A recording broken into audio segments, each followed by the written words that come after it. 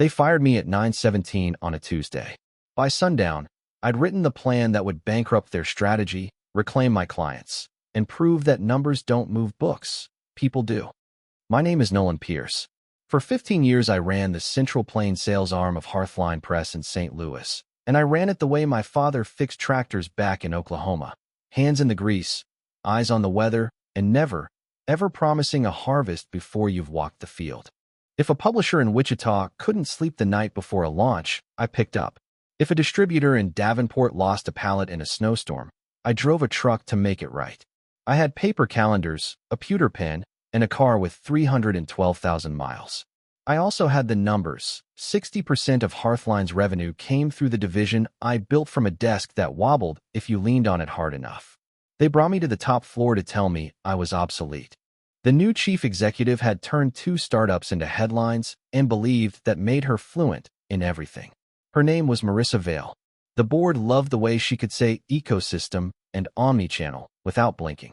She had stained glass eyes and a voice like a meditation app. "Nolan, you have been extraordinary," she began, palms gently open on the pristine table, as if my career were a nervous bird she hoped not to spook. "But we're going digital first. We need social listening. Funnels. Growth loops. Your relationships are an important legacy." "You're firing me," I said, kindly, to spare us both further poetry. Her smile warmed. "We're transitioning your role. Human resources." A man whose tie looked like it could drive itself slid a folder across the glass. "Severance. Health insurance for a few months. A non-disparagement clause thick as a novella. A non-compete so broad it might have banned me from speaking to my own barber." "I built what pays for this floor," I said calmly. "Don't talk to me about legacy. Talk to me about revenue." Marissa's eyes flicked to the door. "Our customers' behavior is changing." "Our customers are people," I replied. "They behave like people." The HR man offered a tender smile, the kind doctors use before telling you about your kidneys. "You'll be more than comfortable, Mr. Pierce." Comfortable. The word hung in the air like hairspray. I stood, shook the hands that were offered, and carried my cardboard box down the staircase instead of waiting for the elevator. My box was light. A photo of my wife, Lila, and our son on a windy day at the riverfront. A paperweight shaped like a typewriter. A notebook filled with names and birthdays and odd details that build trust. Keaton's cat. Eleanor's arthritis flare-ups in April. The editor in Omaha who hates hotel pillows. In the parking garage, my phone buzzed until the vibration felt like an earthquake. Some calls I ignored. Some I answered. The one that stuck was from a man who hates voicemail. "Tell me you quit and weren't pushed," said Lionel Keaton of Keaton House, a publisher I had coaxed back from the cliff twice and into 3 bestseller runs. "Pushed," I said, politely. "They sent a boy with a haircut to my office." Lionel scowled into my ear. 30 minutes of dashboards and not one question about my backlist. I told him my readers by history because they're hunting for themselves. He told me we should A/B test the cover font. "Did you tell him which back road to take back to the airport?" I asked, and Lionel barked a laugh that didn't quite hide the fear beneath. "I told him I had a meeting with a person. That person was you. When are we talking?" "Give me 2 days," I said.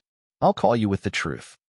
I put my box in the trunk and sat behind the steering wheel long enough for the afternoon light to pour in slow and golden. I thought about the first time I'd shaken the old founder's hand. Martin Harth had liver spots, a grin like a porch swing, and a habit of calling everybody under 70 kid. He'd told me, "We sell stories, kid.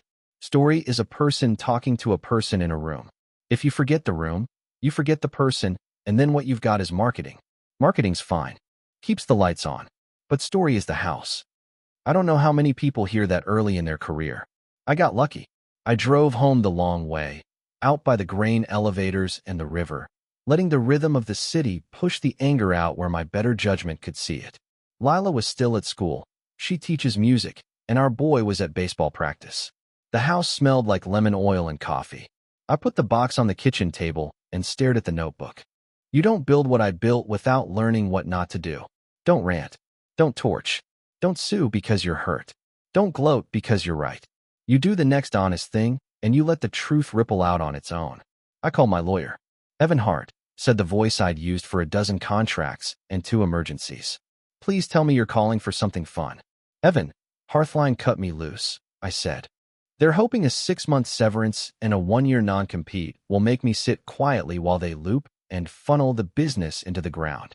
Email me the paper, he said, and I heard him clear his desk, which is Evan for this matters. By morning he had read every page twice. They hired a coastal firm that thinks geography is a vibe, he said.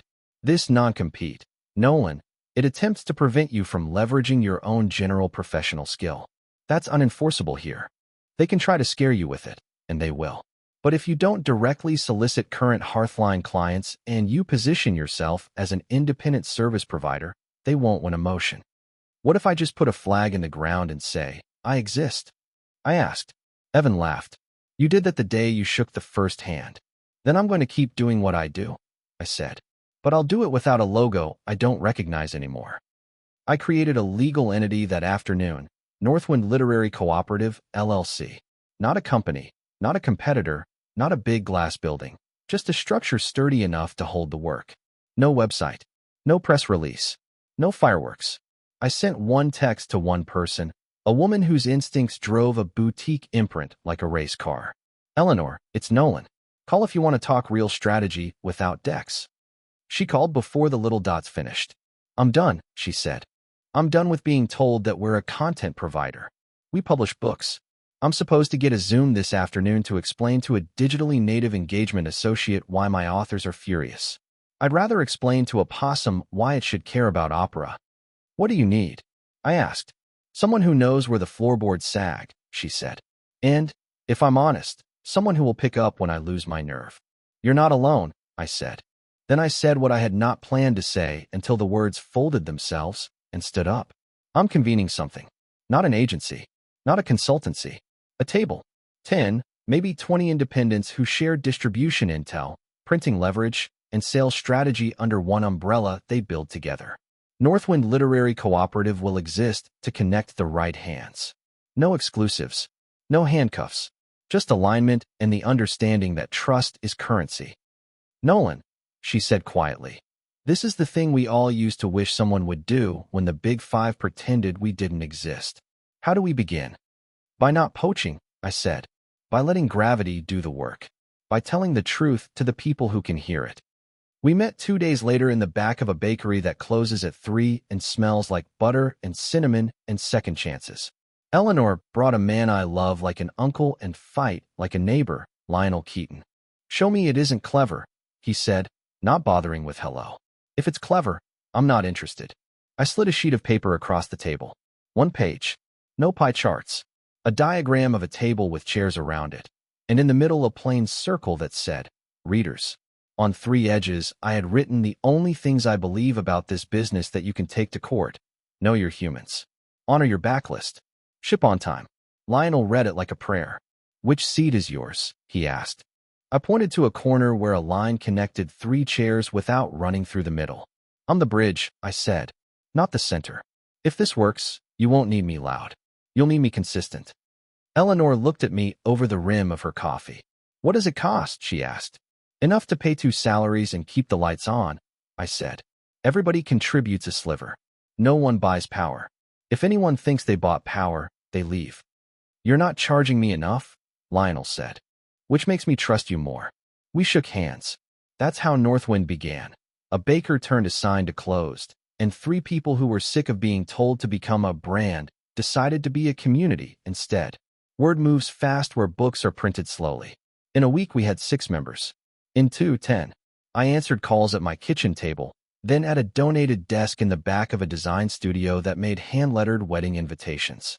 I hired 2 people, a retired operations legend named Dolores Finch who could route a truck through a thunderstorm without smearing her lipstick, and a recent graduate named Owen who believed social media should be used for listening more than shouting. Meanwhile, the top floor at Hearthline kept talking about journeys while their clients were walking out the door barefoot. My former deputy, Priya Rao, a brilliant mind who knew exactly how to read a buyer's eyebrows, slid into a booth at the Brass Lantern one night looking like she hadn't slept. They promoted me into your chair, she said by way of greeting, then nailed it to the floor. I sit in leadership and watch them reroute muscle memory through brand new software nobody asked for. I spend my day explaining to 20-year relationships Why someone half their age is now their strategic touchpoint. It feels like telling your aunt she should call the fridge if she wants to talk to you. Are they coming after me? I asked. Hearthline Legal meets Mondays to discuss Pierce risk, she said dryly. They assume you stole the Rolodex the day you left, like the only way to build loyalty is theft. She slid a long envelope across the table, my name in her careful handwriting. It's everything, she said. Private emails, direct numbers, the lot. You can cut them off at the knees, Nolan. I nodded. Then I pushed the envelope back. Priya blinked. You don't want it. I want this to be clean, I said. If we win by being them, we lose. Tears punched her eyes before she could stop them. God, I hate that you make it hard to quit. You won't have to quit forever, I said. Just long enough to make yourself proud. She laughed wetly. You say that like you haven't sat in a car, crying in a parking lot. Twice. 3 times, I said, and we ordered pie. Hearthline's first bad quarter didn't scare the board. The second one did. Contracts ended and did not renew. The press whispered. A podcast nobody in publishing actually listens to roasted Marissa for using the phrase content velocity in a sentence about poetry. I didn't gloat. I booked a train to Chicago for the Mid-America Book Summit. Hearthline had doubled their booth size. Northwind rented a small lounge at the corner bar with a chalkboard and coffee. People voted with their feet. Our tiny room filled with editors sitting on armrests while strangers poured drip coffee into paper cups and asked, "What's working?"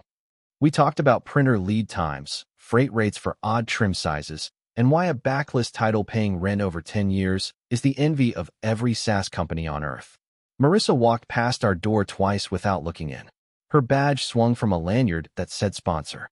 She looked like an exclamation mark that had lost its dot.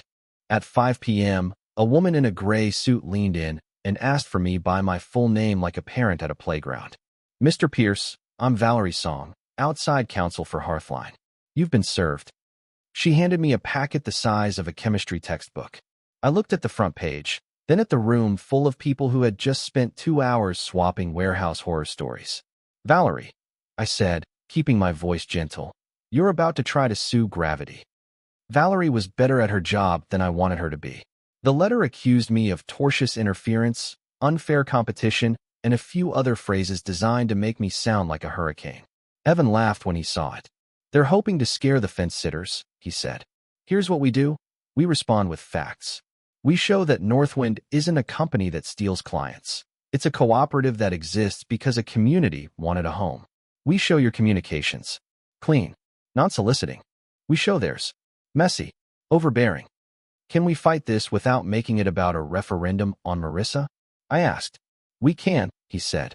We will. And besides, you don't have to fight every battle. Some you let the other side lose by themselves. 2 days later, Hearthline's chairman called. Alden Hart is old money without the velvet. His voice wears wingtip shoes. Nolan, he said without hello. I'd be grateful for 10 minutes. Private. We met at an old club where the floors cared if you scuffed them. There were paintings of men who looked like judges even if they had never passed a bar. Alden poured me a perfect 2 fingers of single malt and looked me over like a doctor who's about to ask you to take a deep breath. We made a mistake, he said. Which one? I asked. We hired a leader who thinks distribution is a mood, he said. And we allowed her to disrupt what we did not understand. And you fired the man who understood it, I said. We'd like to fix that, he said. Chief Commercial Officer. Board seat. Full authority to rebuild. Name your comp. You can't buy back trust, I said softly. You can only show up with it as if you never dropped it. He leaned back. This isn't about embarrassment, Nolan. It's about saving 170 jobs. It's about telling 170 people to ignore their instincts for a year, I said. And now you want them to pivot because you remembered how the revenue shows up. This is not just money, he said. It never was, I replied.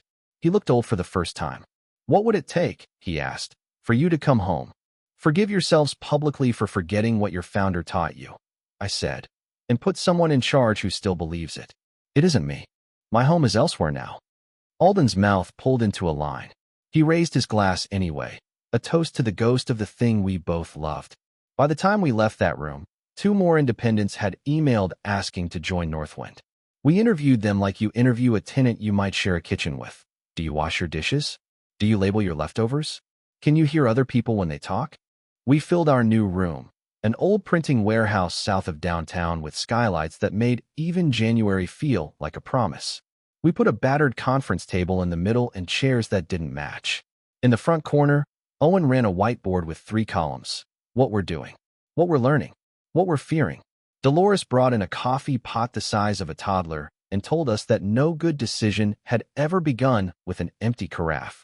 We built a freight-sharing program that shaved pennies off per copy costs that turned into rent money for someone who needed it.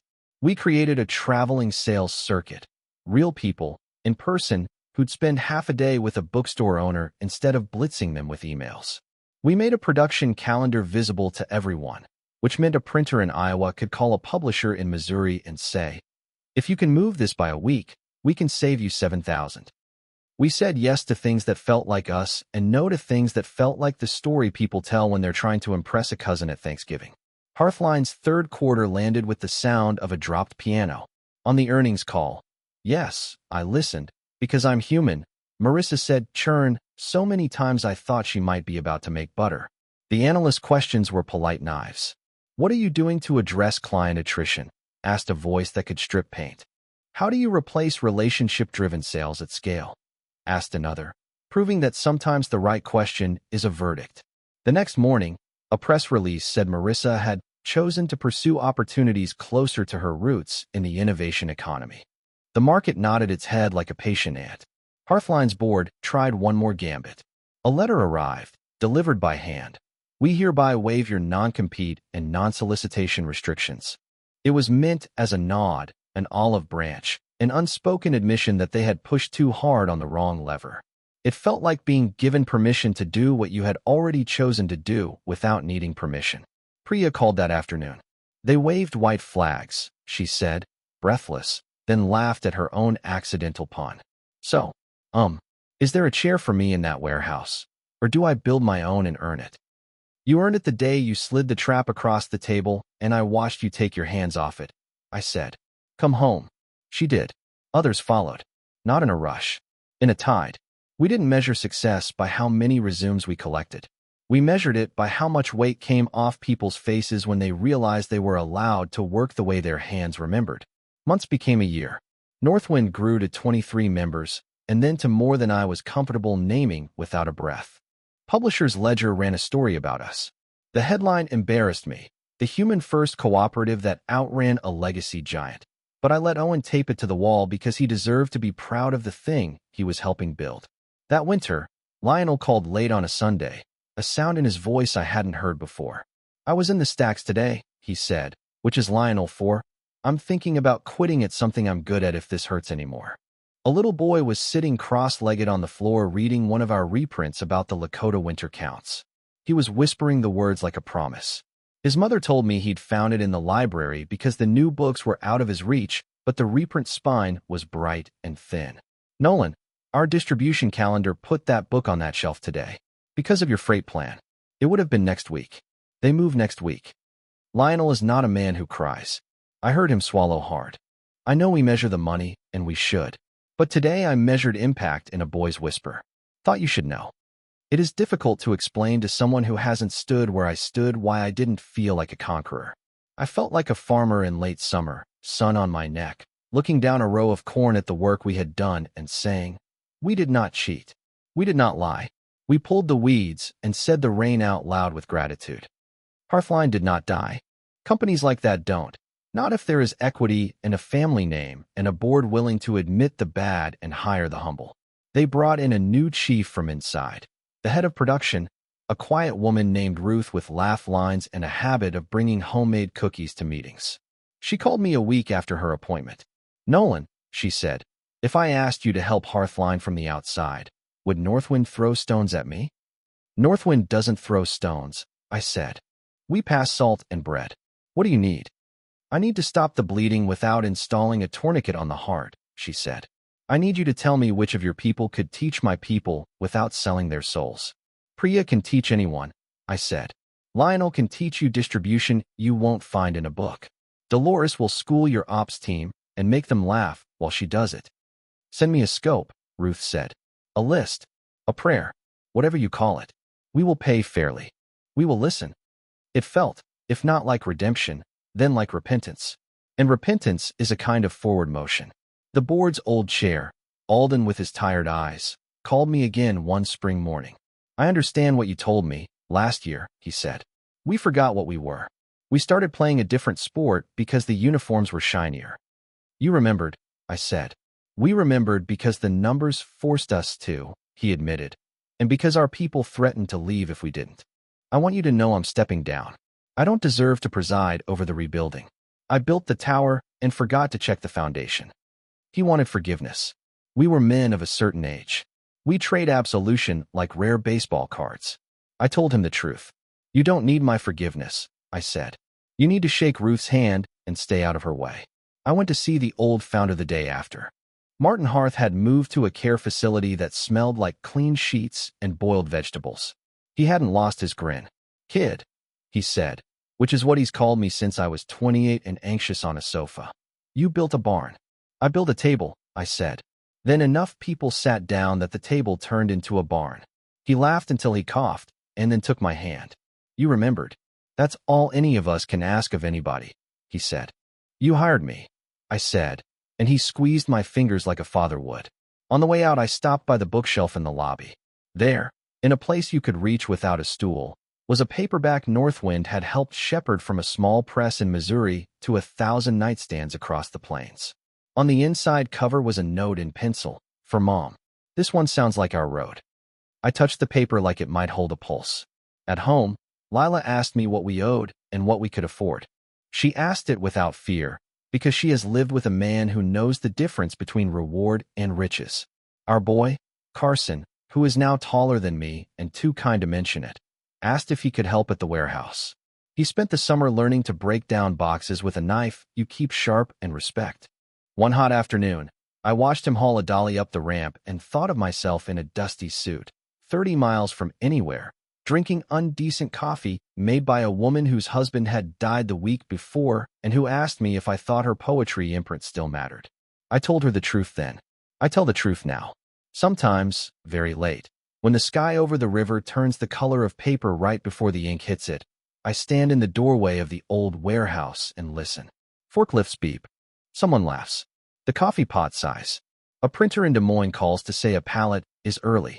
A publisher in Tulsa texts a photo of a storefront window. A librarian in Kansas posts a picture of a girl holding a book so tightly you can see the dent in her hand.